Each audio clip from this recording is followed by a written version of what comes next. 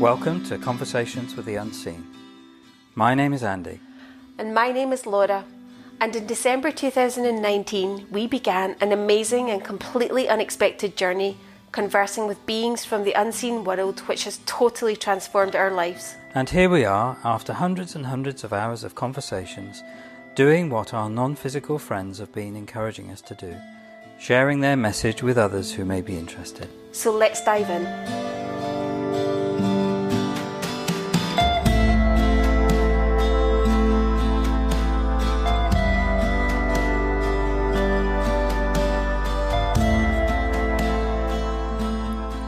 Greetings to you. Hello, Mexicans. How are you today? In this moment,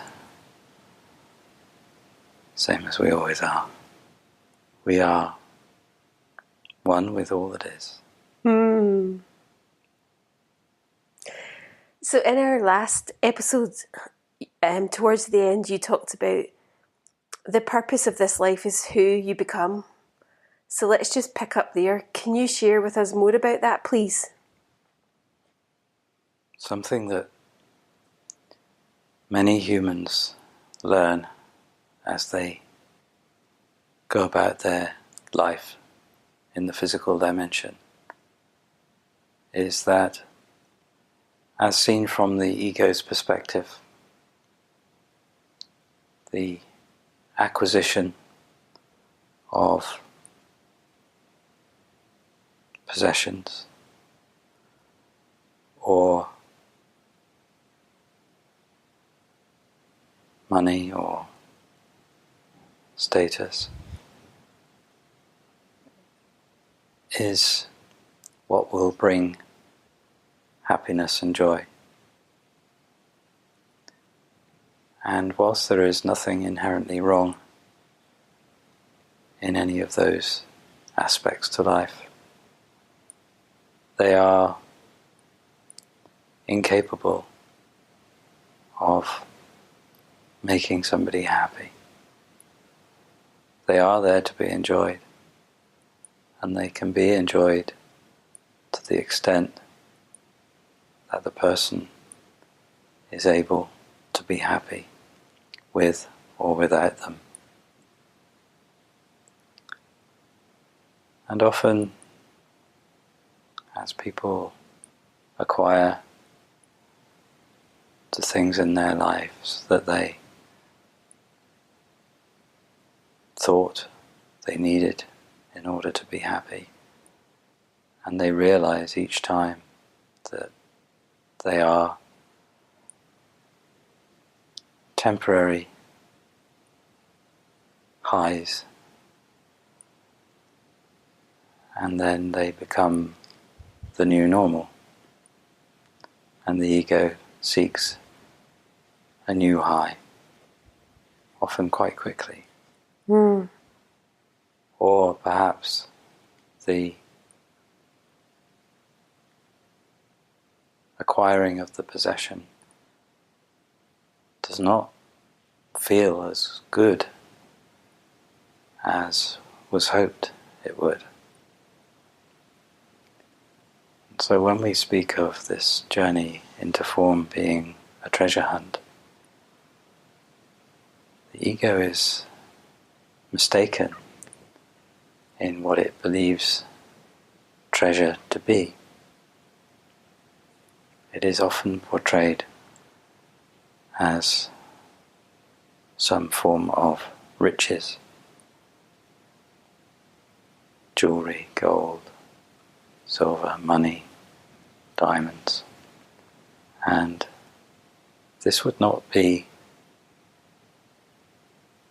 our perspective on what the treasure is. The treasure is what you learn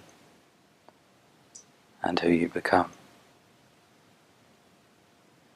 And therefore, as you go through life, the events along the way that help you to learn are the things to cherish. As you become more wise, as you become more aligned with who you really are,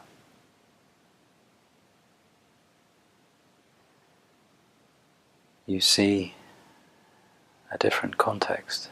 You understand more about the purpose of this adventure. And as we have been talking over the many months, how earlier this year you certainly helped me see that so much of my life was really around a quest for money, and seeing that gave me clarity around what was actually driving my life. A lot of it was the ego wanting to get money. And you've really helped me let go of that and focus much more on who I'm becoming and looking for the treasure, which actually has been so wonderful to let go, for the ego to let go of being in charge around money. And of course, the treasure you are describing can never be taken from you and stays with you for all of eternity. And it's not just about money either. You can look at the area of relationships, for example. Many would say that if they could be in a relationship with the perfect partner, then they would be happy, which of course is giving the job of making them happy to their partner. And this puts a good deal of pressure on the relationship and on the partner. And it is impossible for a partner to make the other happy, as we have said before. And therefore, the learning is how to be happy in a relationship, happy in life, appreciating what there is to appreciate, looking for opportunities to express authentically who you are in the physical dimension, free from the limitation of the programming that the ego has that keeps it limited. This brings to mind a question that we had from Evelyn. And she asked, what is the most important thing we can do as humans in our lifetimes? For many, this is a key question. What to do in this lifetime? This seemingly finite opportunity to exist in the world of form.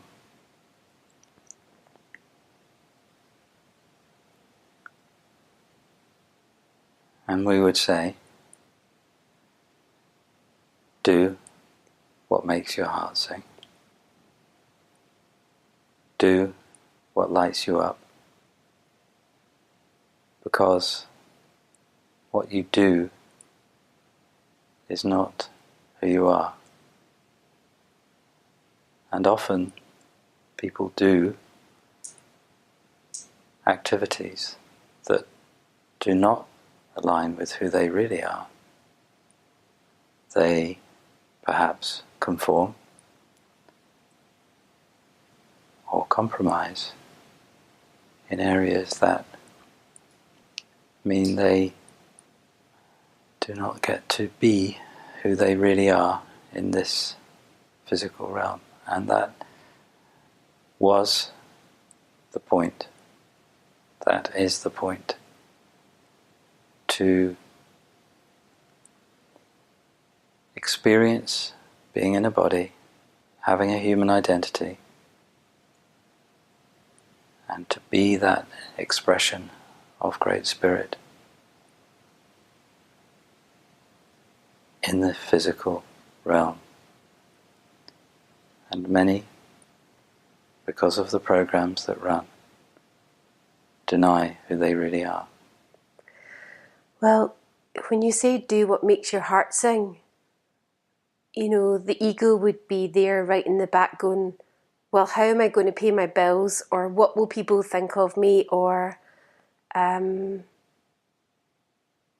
the two that come to mind for me. And so it has been,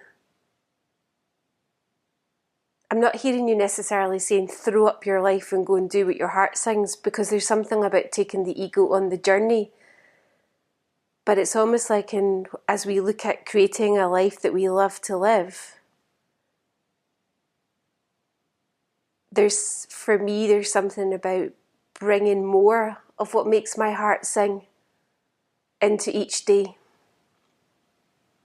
Yes, there are many ways to interpret our words, and there will be those who will decide to give up the life they have chosen for some alternative.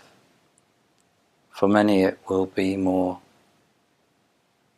of a gradual process, a realigning.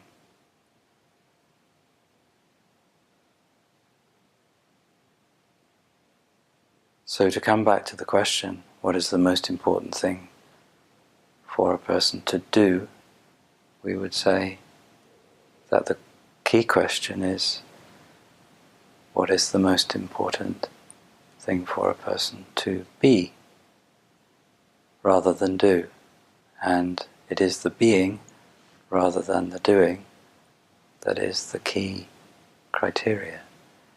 And the answer to that question is be who you really are, be true to yourself. And we have spoken many times of alignment with the inner being. And when one does that, you are aligning with who you really are, and the guidance that you receive will move you in the direction of being more and more who you really are in the world of form. And so the ego would say, but what about my bills? What about this? What about that? It is, as you say, important to take the ego on the journey, and for the inner being and the ego to work together to move in the direction of greater alignment with who you really are, which may mean less conforming to the standards of the world. And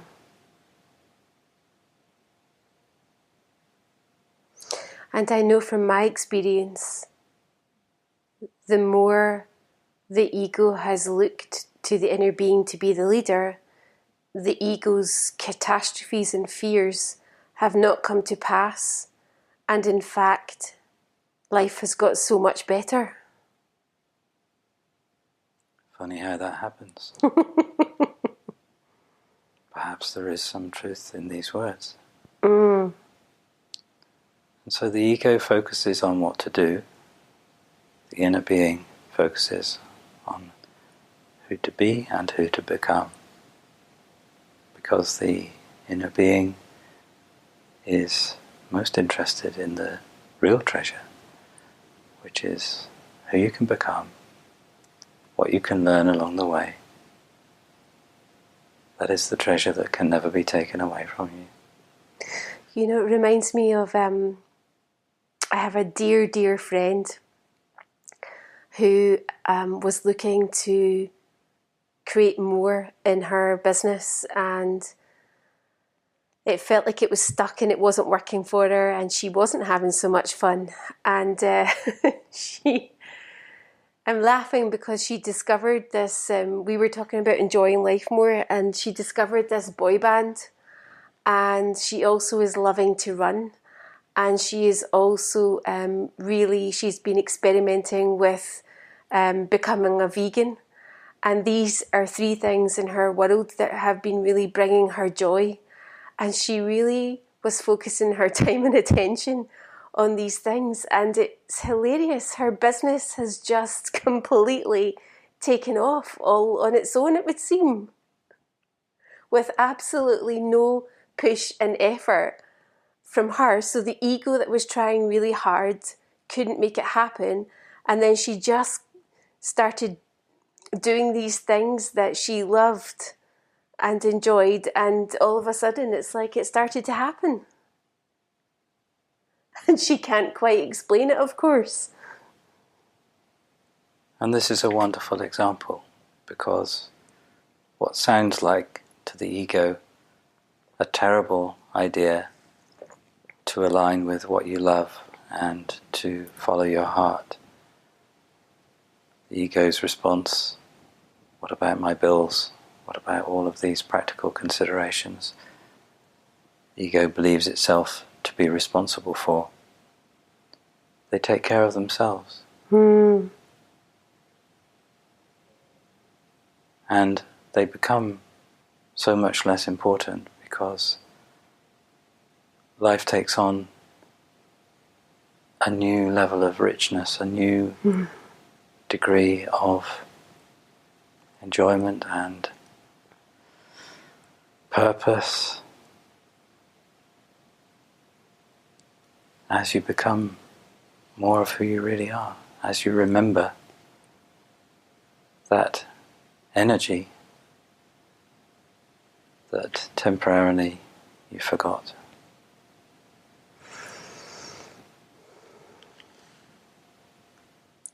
Because the more I can remember who I really am, I bring that to whatever the activity is that I am doing, rather than the ego that wants to orchestrate the external world in a particular way for it to be happy. Which actually calls to mind, one time Andy and I were on holiday in this really, really beautiful apartment and beautiful location, and we felt we should be happy. And for most of the holiday, we were really out of alignment, but judging ourselves, because we were saying to each other, why are we not happy? We should be happy. And I'm laughing, but I wasn't laughing at the time. It was a very uncomfortable experience. I'm now laughing because I can see what was going on. And what was going on was you gave the job of making you happy to a holiday apartment which does not have that ability. You have the ability to be happy in the apartment, but the apartment is neutral. It cannot make you happy. And this is confusing to the ego, which is programmed to believe that certain external circumstances are what will make it happy. So in our last episode, you also said a phrase that I would love if you could talk a little bit more about: becoming the person who can create what we desire to create. An example that comes to mind is when somebody wins a big prize on the lottery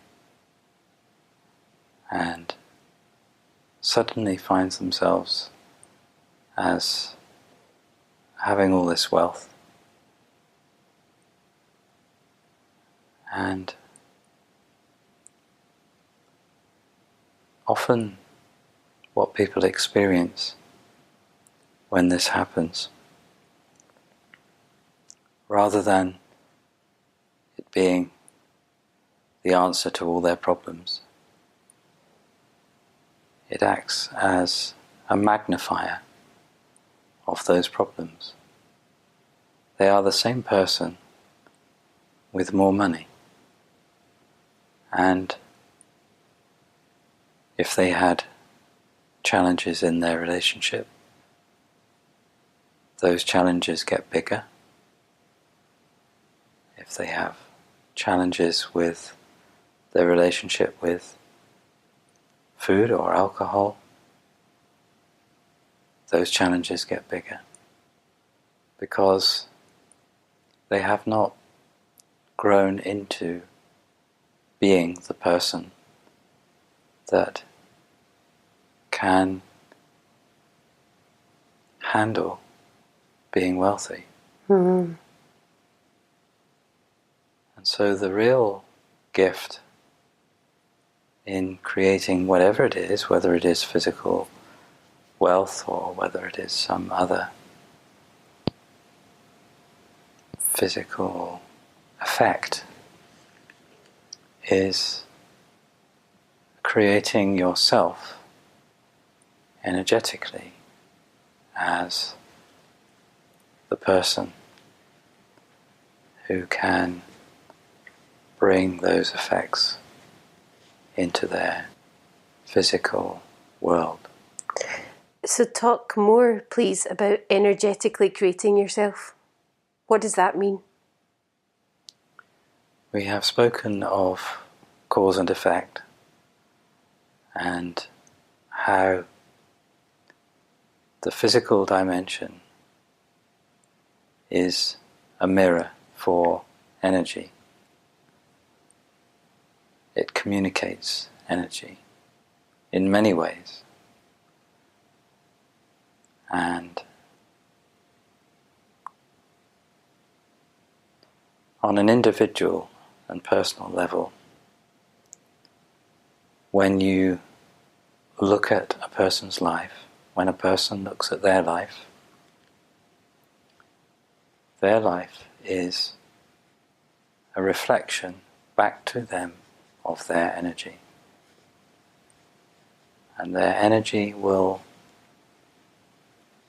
be determined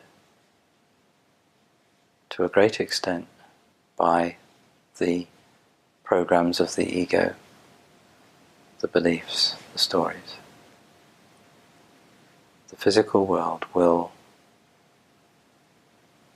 reflect back these energies because that's what they are. And so rather than try to change the effects, one needs to look at the energy. Who are they? And who do they need to become in order to create a different set of circumstances? What do they need to believe? And what do they need to let go of? And as soon as this change begins to occur at the level of energy, the person's inner world and what they believe, as soon as that begins to change, then the effects also change. They have to, because the effects are the result of the energy. There have been many conversations that you and I have had where I would call it cleaning up my energy. And I can think of one where there had been an effect that the ego was really pissed off about. And the ego, of course, was making it about the effect, not looking on the inside. And by slowing down and having a conversation with you and getting clear and realigning and consciously choosing, practically as soon as our conversation had finished, the effects showed up completely differently. And it feels like magic. Some would say it is magic. Some would say this is how to manifest miracles in the physical realm. What are miracles? They are what cannot be explained by the ego. And there are miracles happening all around, all the time, every moment of every day there are miracles happening. Things that the ego cannot explain. And so coming back to the lottery example that you gave, or the person receiving a lot of money, and actually what it does is just magnify and intensify all of their energies. What I have really come to learn and appreciate from you teaching us is that I will receive what I need in the perfect timing. Whereas this ego for the longest time has been like, hi, almost like, hi, now remember I want that. I remember, now you haven't forgotten I want that thing. Why haven't I got that thing? Do you remember I've already asked you for it like many times? Hello, is there anybody there? And I'm laughing at myself, but actually I'm really settling into just allowing and trusting life to bring me exactly what I need at the right time, and how it just creates so much more energy and zest for life than an ego that is constantly trying to manipulate, coerce and force life, the effects to be as it thinks they should be. Many people would like to create a greater sense of ease, and we would say that a way to do that is to appreciate what there is to appreciate in the present moment, and to be intentional about what they would like to attract into their life, and to trust that they will be shown the way. By aligning with the inner being, they will be guided. Can you give us a concrete example, please? I know for me, sometimes when we have these conversations, to take it from the abstract into the concrete can really help this mind understand more. Let's say, for example, someone wishes to live in a different home. They would like an upgraded home. If they were to focus on the lack of this upgraded home, that would give the lack of the upgraded home energy and would keep it out. The way to create a different effect on the level of the physical is to hold the intention, connect with the energy, which means feeling the emotions that would be associated with manifesting the new home, and to trust that it is done energetically and will show up in the physical at the perfect time. Trusting that if it is not manifesting immediately, the inner being knows what is best. It may be that there are other priorities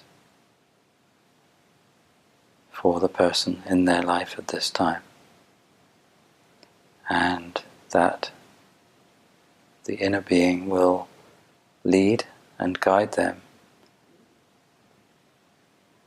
to a situation where they are able to live in that home. And the journey may involve a sequence of small steps that don't make immediate sense to the ego. So it is necessary to trust the inner being, keep taking the steps, and keep focused on the energy of this particular creation, the new home, and trust that it is coming. And in the meantime, have appreciation for one's current home. Find aspects to appreciate about the current situation, which keeps the energy and the vibration higher than if one is focusing on what is wrong and lacking. And of course, when I appreciate something, it feels nice, which actually gives me a different experience in this moment. Yes, it changes the energy. It moves the energy from an internal dialogue of, I hate living here, I can't wait to move out. When is this next home I've asked for? When is it coming? It's not coming, it's taking too long. Essentially arguing with what is, as opposed to an internal dialogue when one aligns with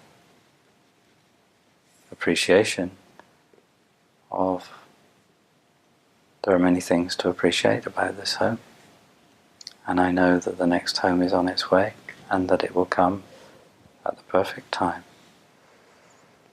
And I know I am becoming the person who can create that new home. And that then becomes like a game, because I know, speaking for me, it's like when the effects begin to change, it's exciting because it's physical evidence in the game of who am I creating myself, who am I becoming, and as the effects change, whether that's feelings on the inside or things beginning to shift on the outside, it just becomes such a fun game.